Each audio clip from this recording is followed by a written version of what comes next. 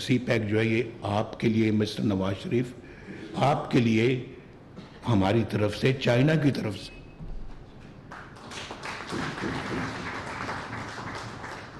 ہم تو چاہتے تھے کہ چائنا کے ساتھ ہمارے تعلقات اور مضبوط ہوں۔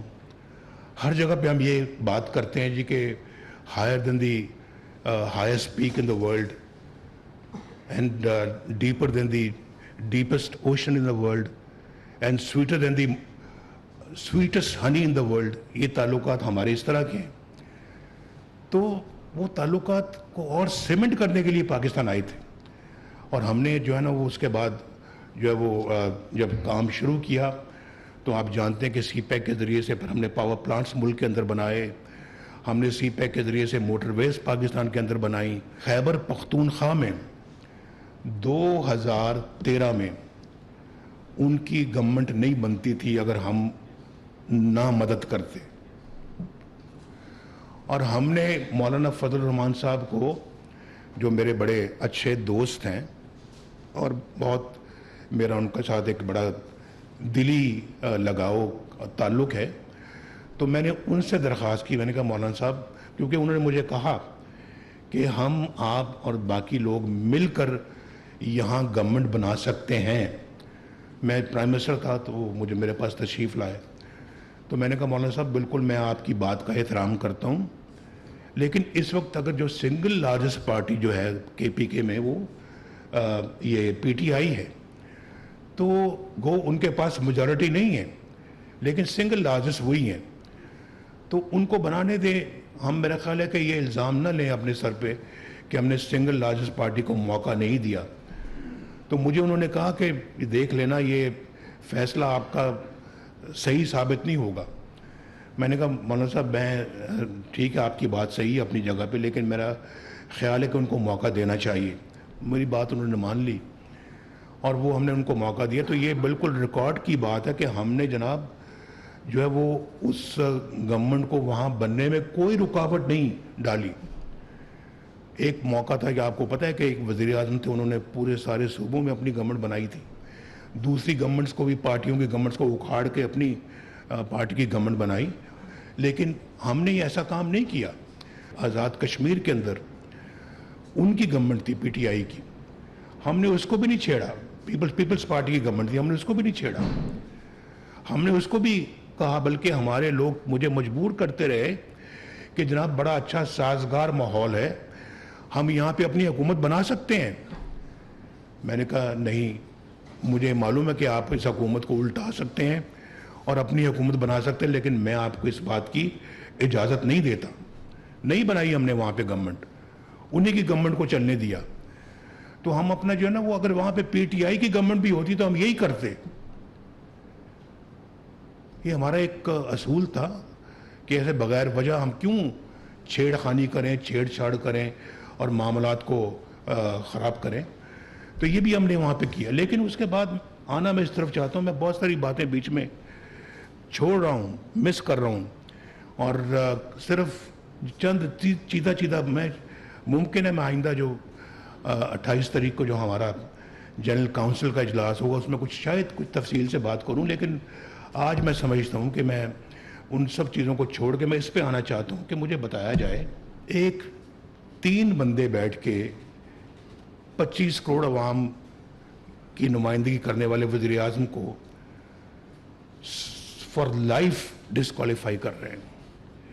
کسی دنیا کے ملک میں وزیر اعظم یا صدر جو ہے وہ جج سے نہیں نکال سکتے، نہیں نکالتے، نہ نکال سکتے ہیں، لیکن یہاں ایک چھوٹے سے معاملے میں کہ بیٹے سے تم نے تنخواہ نہیں لی، تنخواہ بھی کتنی 10,000 ریال، تنخواہ نہیں لی آپ نے، بھئی نہیں لی تو اور بھی اچھی بات ہے، نہیں لی تو اس میں برا کیا ہے؟ اگر لی ہوتی تو پھر تو چلے آپ پھر بھی پوچھتے مجھے، لی نہیں ہے اس پہ آپ وزیر اعظم کو ڈسکوالیفائی کر رہے ہیں اور پھر فار لائف کر رہے ہیں۔ یار کوئی اس کا کون جواب دے گا؟ مجھے بتائیں ذرا، میں بار بار جواب پوچھتا ہوں۔ سیاست جو ہے نا وہ آخر کسی اصول کے ساتھ ہی کرنی چاہیے، تو میرا پوچھنے کا یہ حق ہے اور یہ حق میں رکھوں گا اپنے پاس تا دم مرگ۔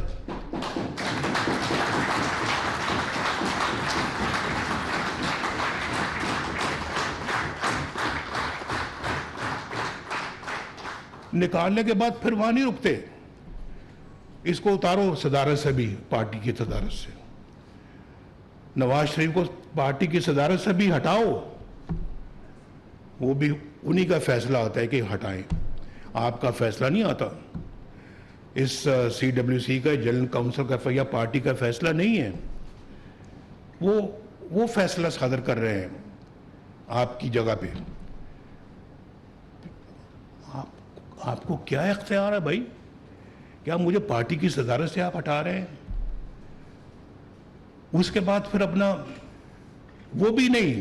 اچھا بھی یہ جو نیب کا جو جج ہے, اس کو آرڈر دیا جا رہا ہے کہ 6 مہینے میں اس جعلی کیس کا فیصلہ کرے, اور جسٹس اعجاز الاحسن کو اس کا مانیٹرنگ جج بنا دیا.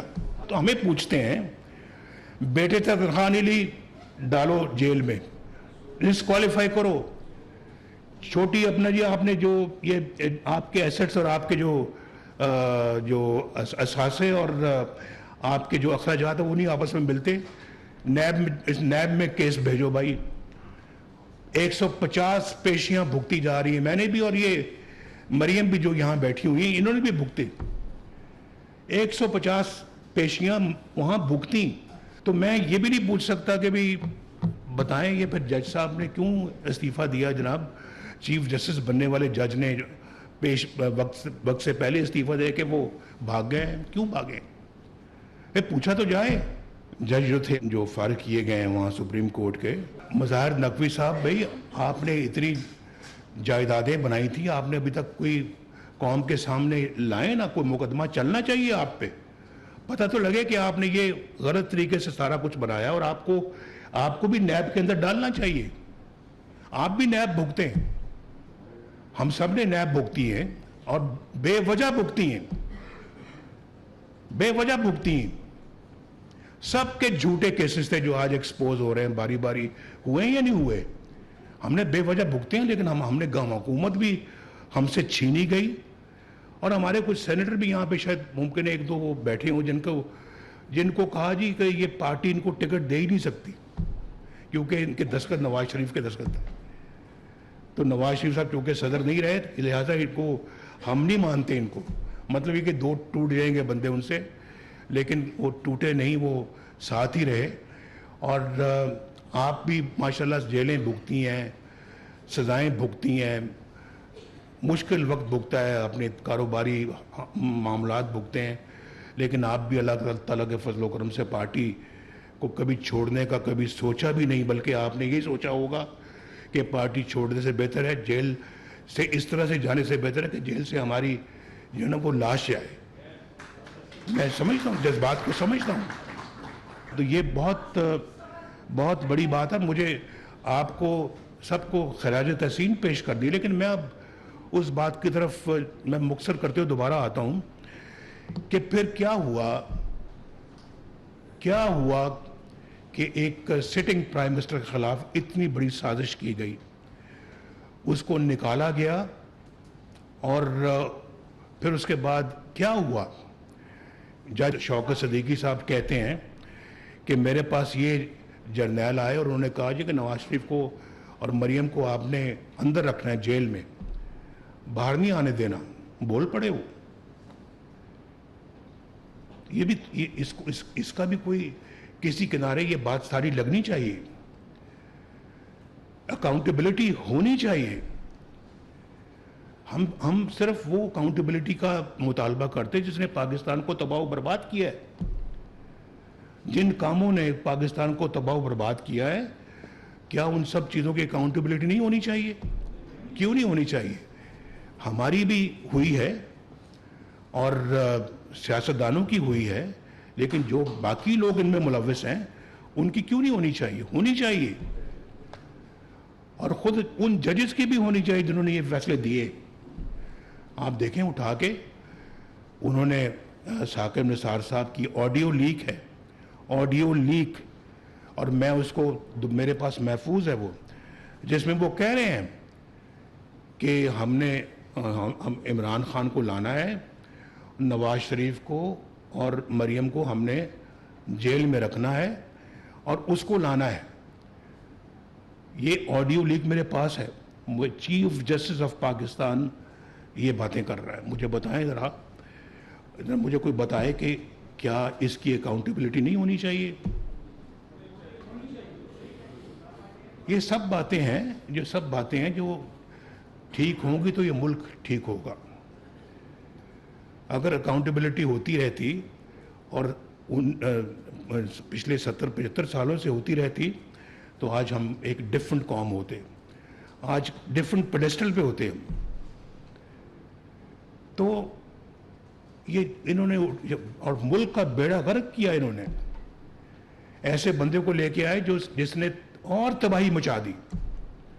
مجھے ذرا کوئی بتائے, میں پوچھنا چاہتا ہوں اپنے, آپ بڑے سمجھدار لوگ بیٹھے ہوئے ہیں, ہر چیز کی قیمت ہمارے دور میں جب تک میں وزیر اعظم تھا بالکل مناسب سطح پہ تھی. چاہے وہ بجلی ہے, چاہے وہ گیس ہے, چاہے وہ سبزیاں ہیں, چاہے وہ پیٹرول ہے, چاہے وہ ڈیزل ہے, چاہے وہ دیگر اپنا ضروریات زندگی کی آٹا ہے. ڈالر بالکل 104 پہ رہا, پورے 4 سال 104 پہ رہا. بیٹھے ہیں ڈاکٹر صاحب, پوچھ لیں یہاں, انہوں نے ماشاءاللہ اس کو جس طرح سے رکھا, اکانومی کو سنبھال کے رکھا, اور پھر انفلیشن ایک تاریخی سطح پہ تھا کہ جو اتنا لو تھا انفلیشن, ملک ترقی کر رہا تھا, انٹرسٹ ریٹ 5% پہ آ گئے. ڈاکٹر صاحب 5%, 5.25% پہ انٹرسٹ ریٹ, آج کتنے پہ ہے؟ 22. اور مجھے یہ اچھا, مجھ صرف ایک سوال اور نہیں, میں نہیں پوچھنا چاہتا, مجھے یہ بتایا جائے کہ نواز شریف کے زمانے میں تو سب یہ تھی, یہ حالات تھے, کب اوپر چڑھنا شروع ہوئے ہیں؟ اور یہ جو پچھلا دور ہمارا جو دوسری حکومت کا گزرا ہے, اس میں کتنے جمپس آئے ہیں ریٹس میں. بس یہ سوال پوچھنا چاہتا ہوں تاکہ پتہ لگے قوم کو کہ کس کے دور میں لوگوں کی زندگی جو ہے وہ اجیرن ہوئی ہے.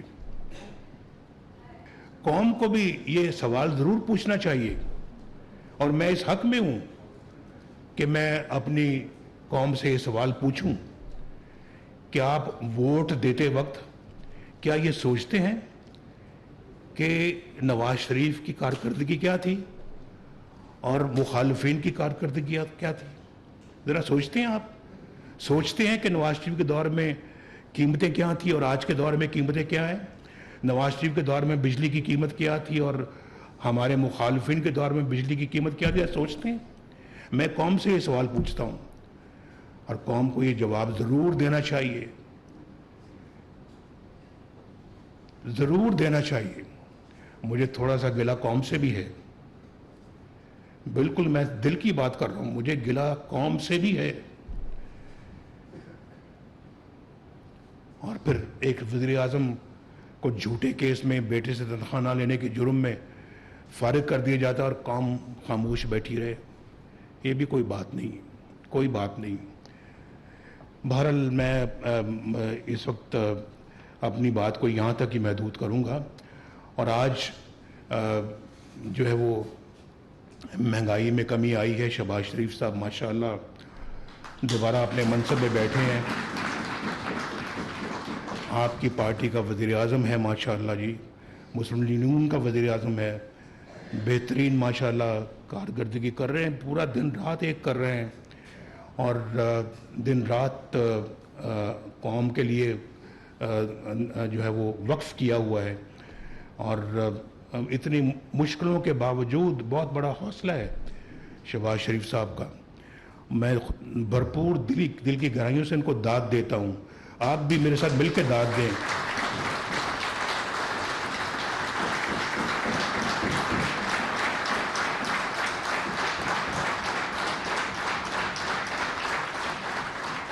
جس حوصلے, عزم, بردباری, جرت, بہادری کے ساتھ یہ حالات کا مقابلہ کر رہے ہیں, انشاءاللہ دن بدلیں گے, حالات ضرور بدلیں گے انشاءاللہ, کیونکہ نیت نیک ہے, نیت ان کی نیک ہے، انشاءاللہ حالات بدلیں گے۔ میں سمجھتا ہوں جی کہ اللہ تعالیٰ ان کی مدد کرے، آپ سب کی بھی، جو ان کی کابینہ کے ممبران ان کی بھی مدد کرے، اور اللہ تعالیٰ پنجاب میں بھی مریم نواز شریف کی مدد کرے۔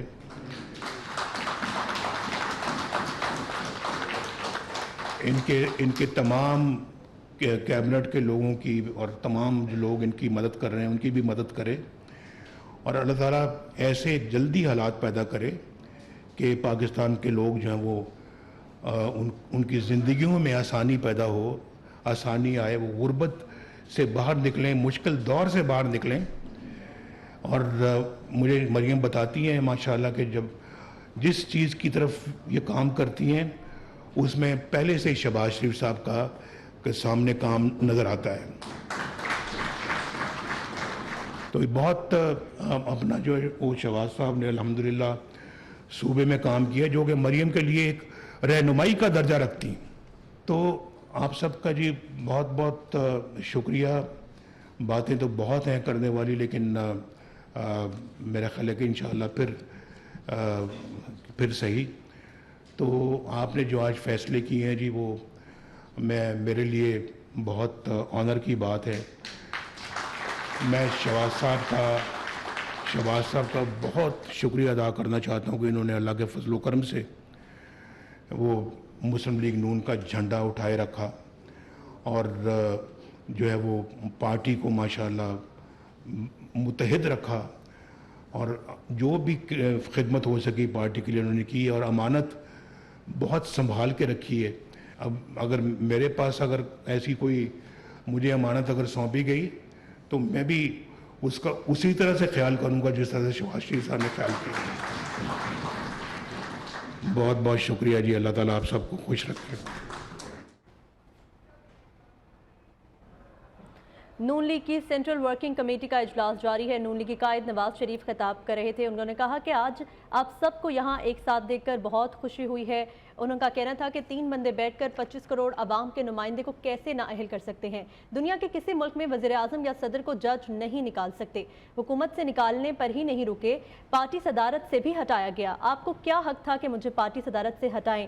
مرتے دم تک یہ پوچھتا رہوں گا کہ مجھے کیوں نکالا۔ ان کا کہنا تھا کہ 2013 میں ہماری وجہ سے پی ٹی آئی کی حکومت آئی۔ میں نے فضل الرحمان سے کہا کہ سنگل لارجسٹ پارٹی کو حکومت بنانے دیں۔ فضل الرحمان نے اس وقت ہی کہا کہ ہمارا یہ فیصلہ درست ثابت نہیں ہوگا۔ لندن میں ہماری حکومت کے خلاف سازش کا جال بنا گیا۔ ان کا کہنا تھا کہ مظاہر نقوی کو بھی نیب بھگتنا چاہیے، ہم بھی نیب بھگتے اور آپ بھی بھگتے۔ میرے پاس سابق چیف جسٹس کی آڈیو موجود ہے جس میں وہ کہہ رہے ہیں کہ نواز شریف کو ہٹانا ہے اور بانی پی ٹی آئی کو واپس لے کر آنا ہے۔ ان کا مزید یہ بھی کہنا تھا کہ میاں شہباز شریف کو داد دیتا ہوں کہ انہوں نے اتنا عرصہ پارٹی صدارت سنبھالی۔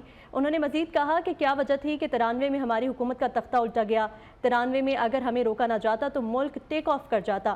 جنہوں نے مجھے نکالا وہ کہتے تھے نواز شریف موٹر ویز پر پیسے ضائع کر رہا ہے۔